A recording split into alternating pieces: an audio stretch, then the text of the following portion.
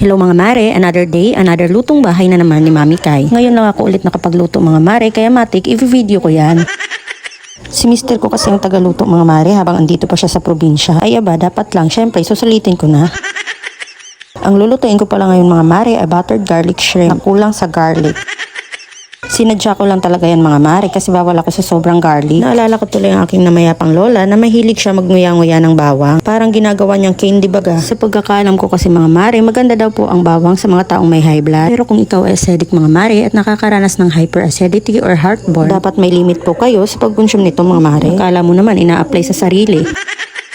Anyways, ang unang ilalagay natin mga mare ay butter. Kahit di na po tayo maglagay ng mantika mga mare. Antayin lang po natin matunaw mga mare hanggang ma-realize mo na hindi pala ikaw ang mahal.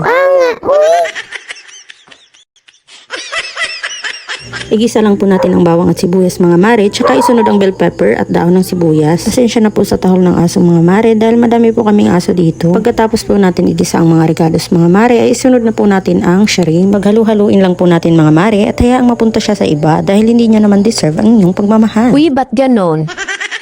Ilagay po natin mga mare ang paminta, oyster ketchup, Sprite at ang It's time to try magic sarap. Di nyo alam yun mga mare no? Magic sarap, baka naman. Lagyan po natin ng konting asin mga mare at pakuluan lang hanggang ito ay lumambot. Takpan lang muna natin yan mga mare at antayin kung kailan siya ulit dadating. Ginos yarn. Tikiman time na mga mare at mapapasayaw na lang talaga tayo sa sarap. Yun lamang po sa ngayon mga mare. Thank you for watching. Bye-bye!